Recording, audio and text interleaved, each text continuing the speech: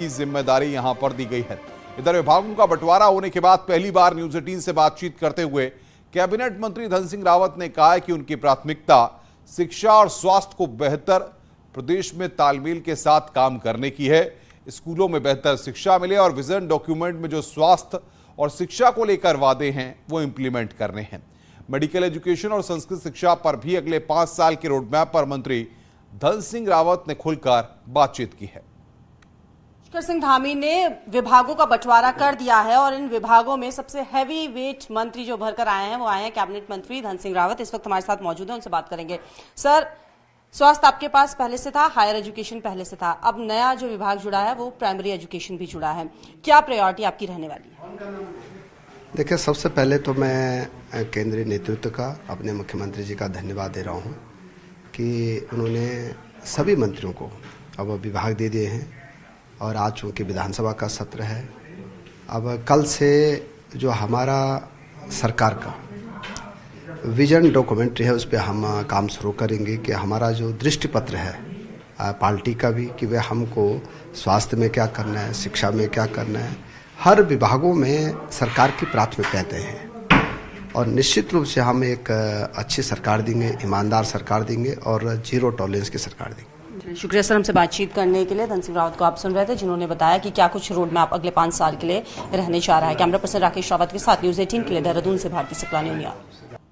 विभागों का बंटवारा होने के बाद मंत्री प्रेमचंद अग्रवाल से भी बातचीत की न्यूज 18 ने। प्रेमचंद ने बातचीत करते हुए अपनी प्राथमिकताएं गिनाई हैं। हमारे साथ मौजूद हैं संसदीय कार्य मंत्री प्रेमचंद अग्रवाल। आपको शहरी विकास जैसा महत्वपूर्ण डिपार्टमेंट भी दिया गया है। सर, पहली बार कैबिनेट मिनिस्टर, उसके बाद काफ़ी महत्वपूर्ण डिपार्टमेंट आपको दिए हैं। देखिए, मैं माननीय मुख्यमंत्री जी का और अपने नेतृत्व का बहुत धन्यवाद कर रहा हूँ, जिन्होंने मेरे पे जो भरोसा जताया है और निश्चित रूप से उस पर खरा उतरने की कोशिश करेंगे। सर, क्या टारगेट होगा बतौर शहरी विकास मंत्री आपका?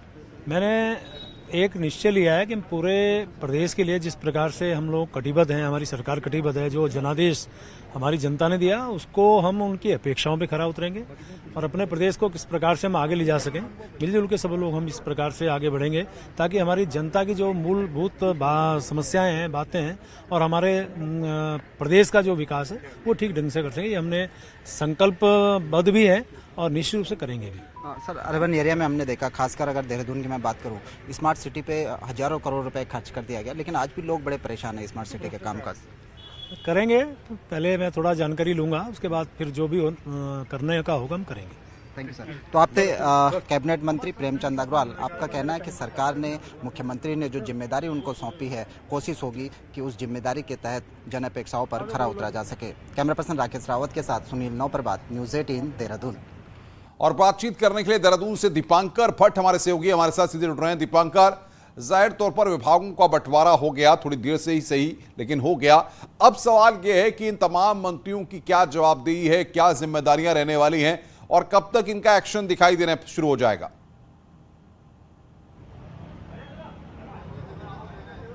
बिल्कुल अनुपम, आज विधानसभा सत्र का दूसरा दिन है और माना जा रहा है कि कल से सभी मंत्री अपना अपना कामकाज संभालेंगे और 8 कैबिनेट मंत्री हैं, सभी को जिम्मेदारियां यहां पर सौंप दी गई हैं। तो अब अगले 5 साल के टारगेट के साथ सरकार को यहां पर काम करना है। 2017 में अगर हम देखें तब भी 57 विधायकों की सरकार थी, 47 विधायकों की सरकार है और पुष्कर सिंह धामी का फेस है। तो ऐसे में जो भी डिपार्टमेंट्स जिस मंत्री को दिए गए हैं उसके ऊपर जरूर इस बात का प्रेशर रहेगा कि वो रिजल्ट ओरिएंटेड हो। अगले 1 साल में, 2 साल में क्या रिजल्ट आप दे पाते हैं, इस पर जरूर मुख्यमंत्री पुष्कर सिंह धामी की नजर रहेगी कि सारे मंत्री जो काम कर रहे हैं, उनको जो डिपार्टमेंट्स दिए गए वो वाकई जमीन पर दिख भी रहा है, नहीं दिख रहा। जिससे आप धन सिंह रावत को देखेंगे तो 2 बड़े विभाग उनके पास है, शिक्षा और स्वास्थ्य। ये 2 विभाग ऐसे हैं, ये 2 मसले ऐसे हैं जो उत्तराखंड को सीधे प्रभावित करते हैं। पढ़ाई ना होने की वजह से यहां पलायन होता है और स्वास्थ्य की हालत खराब है पहाड़ों में, इसलिए यहां पलायन इसकी एक बड़ी वजह है।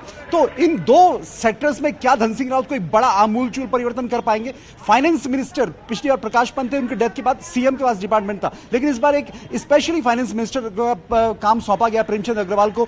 अच्छी स्थिति नहीं है उत्तराखंड की कर्ज के लिहाज से, लगभग 65,000 करोड़ के ऊपर ज्यादा कर्ज उत्तराखंड के ऊपर है। तो ऐसे में उस फाइनेंस को कैसे मैनेज करेंगे प्रेमचंद अग्रवाल। इसी तरह कृषि जो गणेश जोशी को इस वक्त दिया गया है, फॉरेस्ट जिसमें अभी वनाग्नि की घटनाएं तमाम गर्मियों के मौसम में आती हैं, तो फॉरेस्ट फायर को लेकर क्या इंतजाम रहेंगे जो अगले 2-3 महीने चुनौती होने वाला है। टूरिज्म जो सतपाल महाराज के पास है, 2 साल कोविड को हो चुके, इस साल उम्मीद है कि 4 धाम की यात्रा बहुत सुचारू तरीके से होगी, तो उसको लेकर क्या व्यवस्थाएं रहेंगी। यानी अब जो वक्त रहेगा इस साल का, खासतौर 2022 का, इस 2022 में सभी मंत्रियों के कामकाज की टेस्टिंग होगी कि कौन अपने काम में कितना सफल या कितना फेल है। कि हम देख रहे हैं कि तमाम जो मंत्री हैं उनके